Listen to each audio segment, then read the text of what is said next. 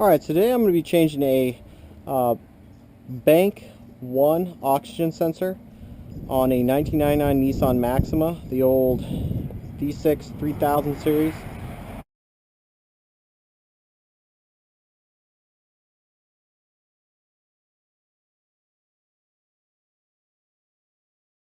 Engine. Now this is the rear oxygen sensor, the upper one, not the lower one.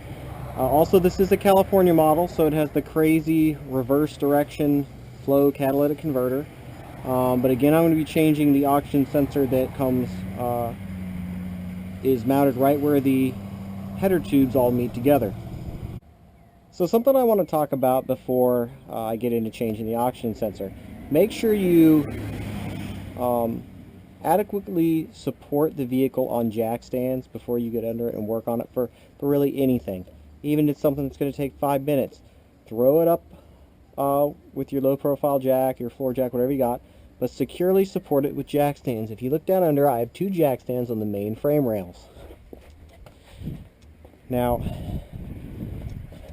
here, I put this jack stand where the frame rail is strongest. It's double thickness metal of the body's frame. It's one of the frame channels. Here's a jack point right here, and typically people use these, the jack point. However, I've been using this part of the car for years. It's really strong, and what it does is it allows you to actually jack the car up here and then put your jack stand here on a nice firm section of the frame. The other one is mounted in the same place. On some cars, this isn't double thick sheet metal spot welded together. It's single, and it will absolutely crush in on you. And in that case, you got to go and mount it on some of the thicker metal where the subframe might be bolted to the frame. Those can also be adequate places to place your jack stands. If all else fails, you got to jack the car up from some other point and then try to use the actual jack points. And vehicles like that are usually pretty difficult to actually get up in the air. This one's pretty easy. I use a central point in the front and then support with my 2 jack stands. Now, something that I have always pretty much done is, even if I have jack stands in, I leave my hydraulic jack with slight tension on the vehicle. And to me, it's just an added layer of safety. If a jack stand fails, the jack is still going to take up the slack for the jack stand that failed. Not that a jack stand should ever fail, but hey, crazier stuff has happened. Another thing, before you start jacking up the vehicle, set the parking brake in the vehicle. Why, you might ask? As you jack the vehicle up, the jack will actually pull the vehicle towards itself, because that hydraulic ram and that arm arc upward, and it will pull the vehicle towards you. Okay? Well, you get your jack stands all nice and set up in there, and when you lower it, it's going to hit your jack stands, the frame will, and it will try to roll backwards. The whole vehicle will, and the jack stands can actually tip sometimes. And if you're not paying attention, you'll literally be supporting the vehicle on the back 2 legs of the jack stands.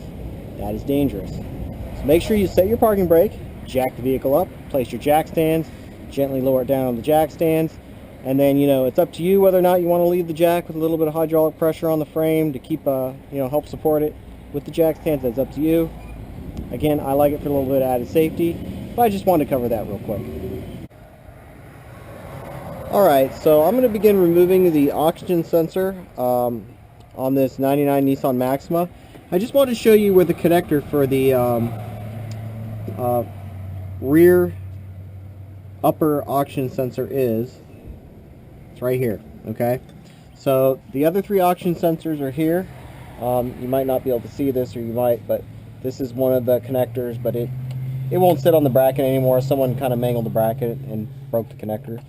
But these are the connectors for 2 of the front bank oxygen sensors, and one of them is for also the rear bank, but the way the wires route, it actually routes right under the engine. This is the one for the upper rear oxygen sensor. Alright, so I'm under the vehicle, and here is the oxygen sensor I need to remove for my code P0420, which is I believe left bank upper oxygen sensor and it has exceeded its voltage threshold, which means it's given bad readings. It's putting out voltage out of limits. Now, to get this out, first of all, I recommend lots of some kind of penetrating oil on it. Soak it in this and let it sit. Now, I tried that and that didn't work. So next I went to benzomatic torch. Now, be careful when using a torch under a vehicle like this. Make sure you're not going to hit anything other than metal. Like, this is all safe for direct flame and the oxygen sensor itself, but be careful not to light any electrical wiring on fire.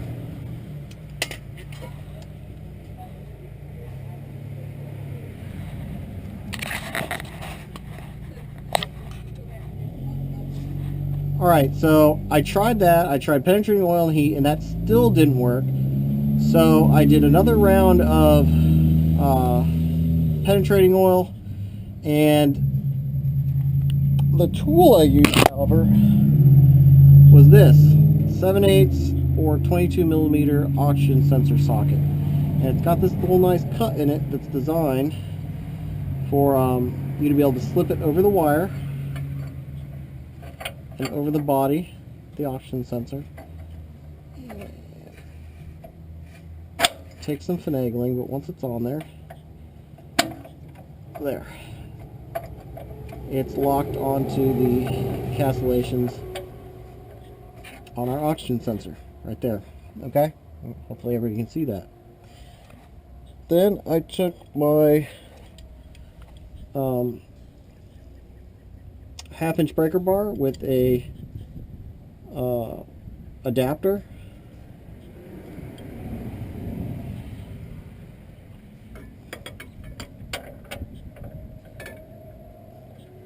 clip it in. There it goes. And I got that in there, and basically I pulled on this, and after the second round of penetrating oil, it did break loose. I actually thought for a little bit that I had stripped the castellations on the oxygen sensor off and I was going to be in a real fun spot, but I'd actually broken it loose. Didn't get that on camera, but all the things I just showed you right there, what you're going to need to do. I had to really pull on that thing. On this thing, it was scary. I thought I was going to strip the castellations and just, this is going to become a nightmare, but it did break loose. Alright, so getting rid of that.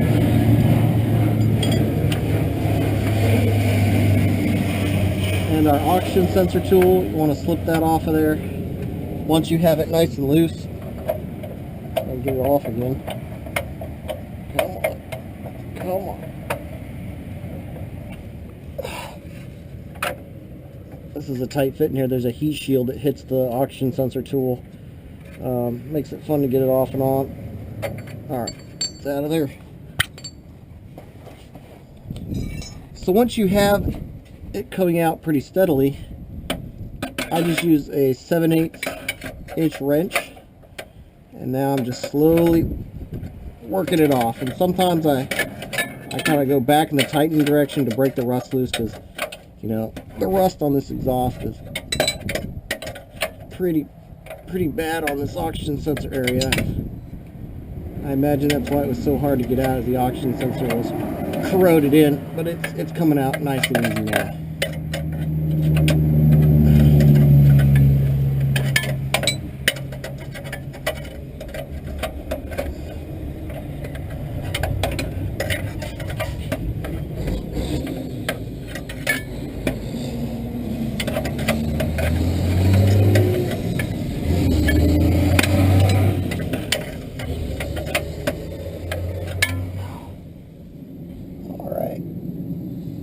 Slowly coming out. This is good progress. I definitely advocate soaking these for about 20 to 30 minutes in something, penetrating oil of your choice. It will make this go a lot better. And the heat, a lot of people think, dries out the penetrating oil. What it does is actually forces some of it into the threads before a lot of it gets burned away.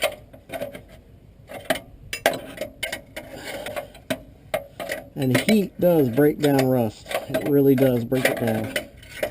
Alright, we're getting close to this oxygen sensor coming out. Oh, we're getting tired.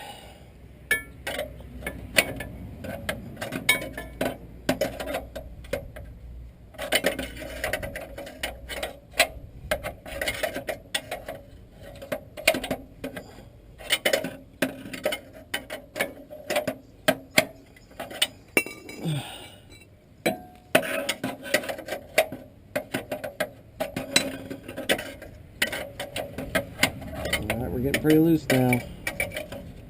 This thing's about to hand thread out. There it goes. Alright, and that is it. Alright. So now that it's out, I'm going to go ahead and start cutting the zip ties that hold it, hold the oxygen sensor wires in place. Alright, so cutting the first zip tie is pretty easy. You can literally reach around the tire through this opening with a pair of diagonal cutters and cut that zip tie and then pull it out. Something else you want to do is, if you look up there, this is kind of routed and it's kind of gotten caught between some power steering lines. Once the oxygen sensor is out, go ahead and just cut it off. Cut the wires going to it. That way you can just pull the actual pigtail out from up above easily. You're not fighting the whole oxygen sensor up between power steering lines and whatnot.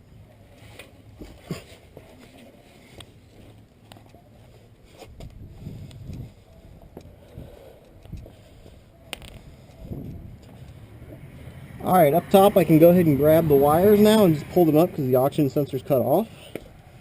They pull right up. I have one small zip tie down in here.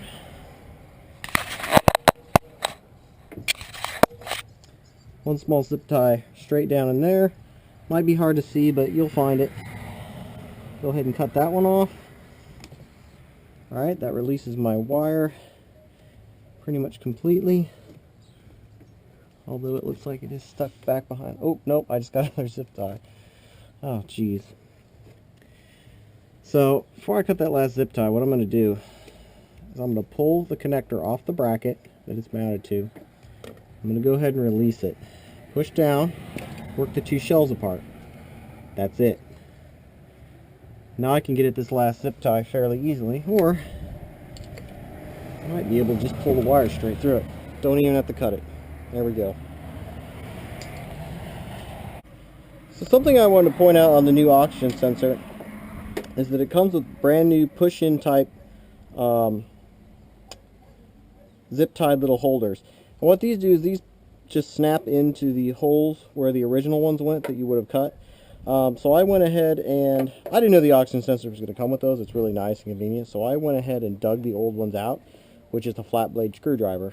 And as I install the oxygen sensor, I'll just be pushing them into their little holder holes. Alright, so to get this in, first of all, don't remove this cap yet. There's anti-seize around these threads. You want to keep that from getting rubbed off. So what you want to do is go ahead and let the oxygen sensor kind of fall down. Route it down through behind the intake manifold.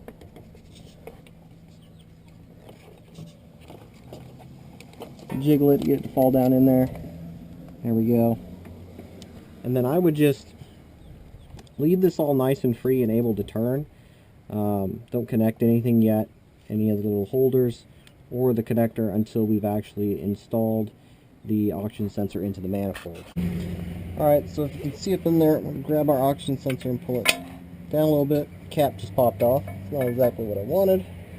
That's okay. As you can see, there's anti-seize on the threads, so I'm going to go ahead and install this now without touching the threads. I'm just going to move it up into its bore, its mount hole, and just get it started by hand.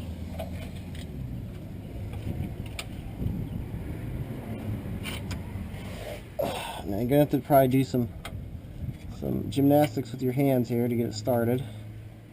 And those old rusty threads might fight you a little bit, but just keep working at it and you'll get it.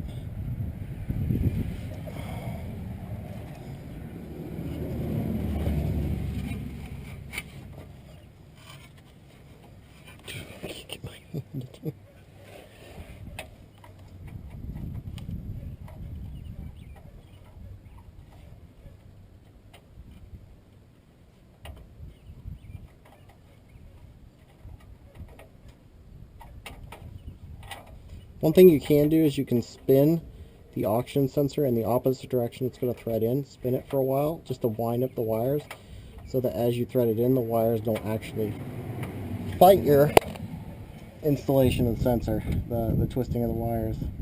Because in the direction you're installing it now, the wires are untwisting. Oh, come on. And of course this thing does not want to go in. Why would it? Why would it want to go in? That would make life too easy for it to just happily go in. Let's see here. Let's try to find, spin it backwards a little bit. Wind it up.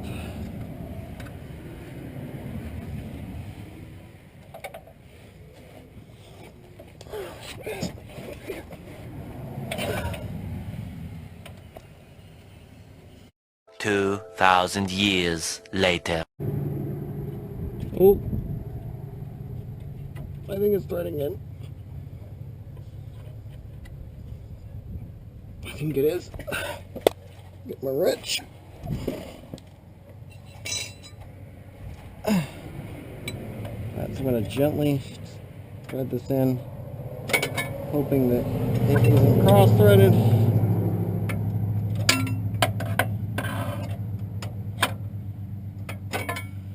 I don't believe that it is cross-threaded at all, and it seems to be going in. A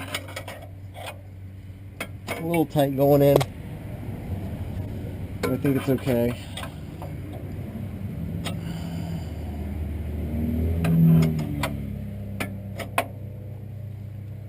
Now, my wire's twisting, so I'm probably going to have to go up top and spin it.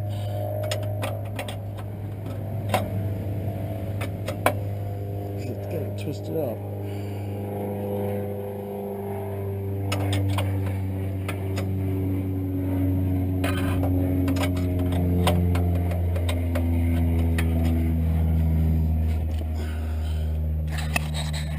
Hopefully everyone can see this.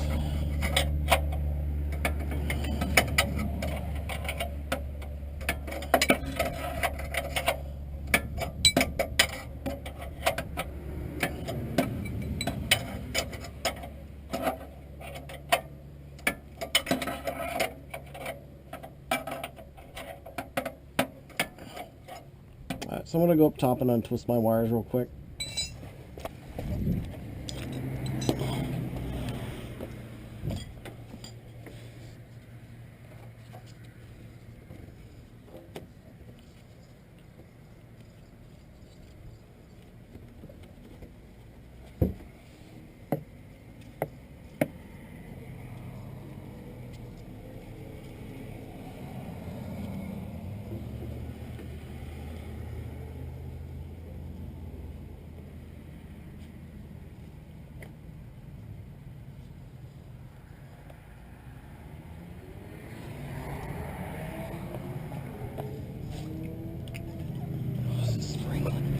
Oh.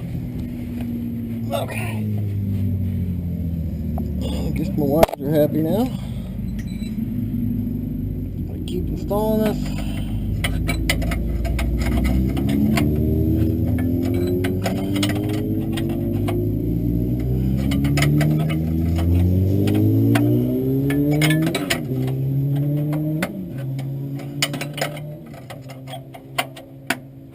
Lovely sound of sport bikes.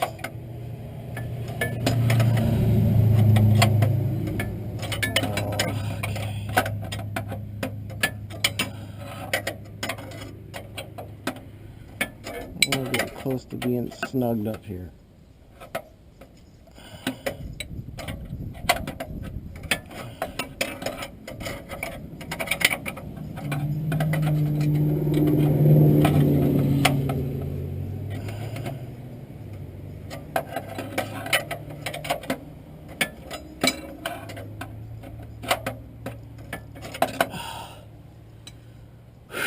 Arm's getting tired.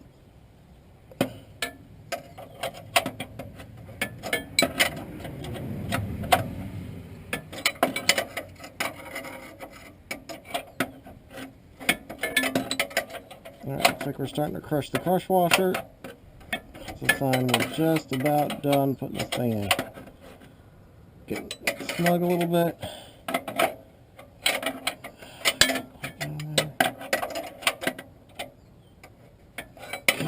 We're just about there. Alright. Now, I am not going to torque this. I'm going to snug this pretty tight. It does have a crush washer.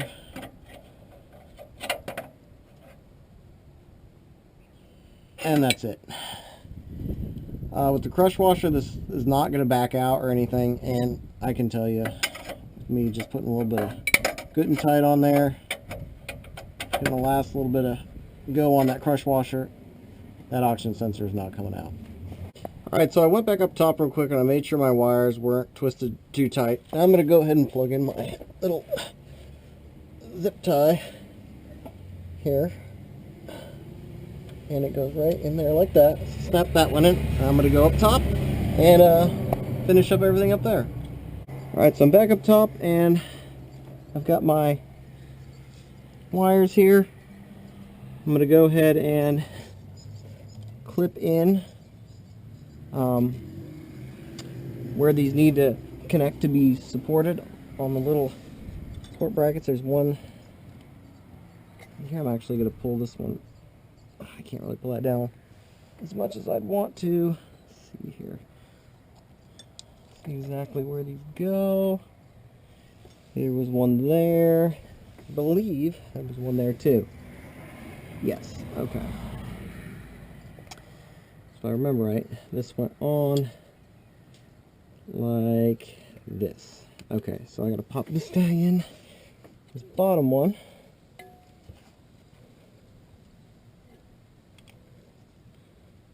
That one's clicked in. And then this one clicks in over here. Pull the wiring harness back a little bit. Some wire gymnastics going here.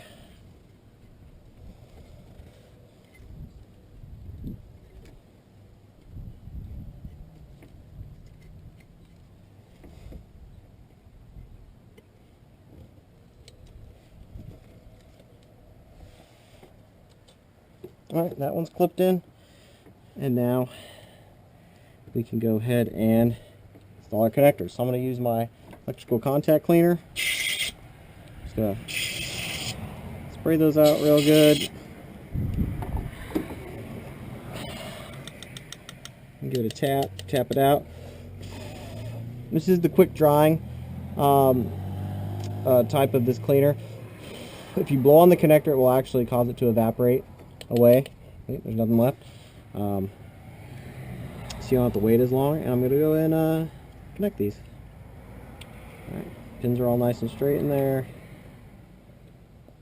And there we go.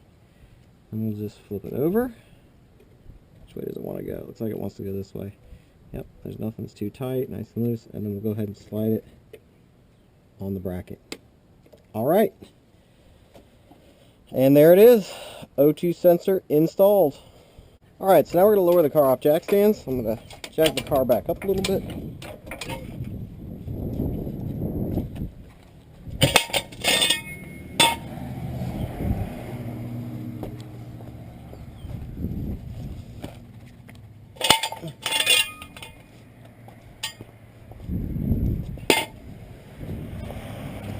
And slowly lower it down.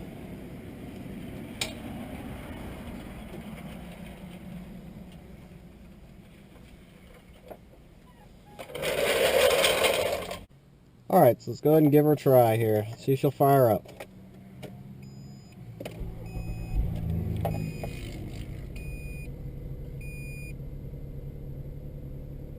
Yep, she started right up. It's running nice and smooth. It's a high idle for cold start. Get some air going in here, it's warm.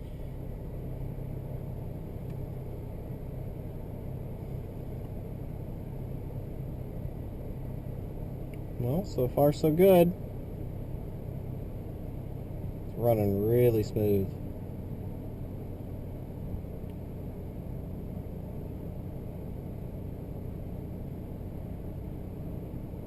So anytime you change an oxygen sensor like this, I would go ahead and let the vehicle heat up to full temperature till the cooling fans come on, and then see how it idles.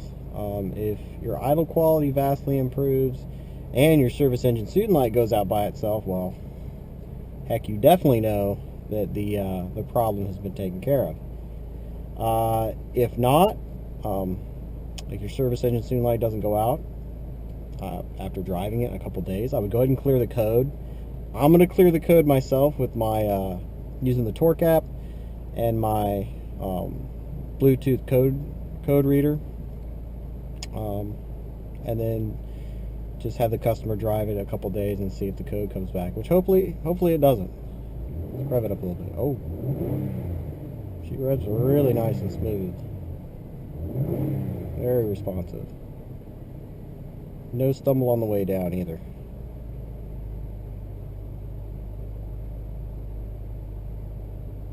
In fact, I'd say she's running like brand new almost.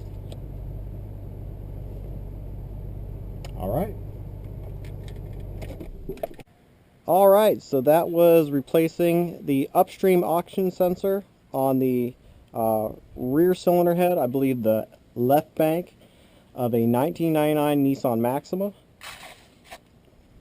This job is really pretty easy. It's not too bad. I would rate it like it's about a 4, 5 out of 10. It just depends on how badly that oxygen sensor might be rusted in the exhaust. But if you do use lots of penetrating oil, some heat, and maybe some more penetrating oil, and take your time, you can get these out. And it will save you quite a bit of money changing these yourselves. Alright, well, I hope this video helps, and stay rolling greasy. They see me rolling greasy.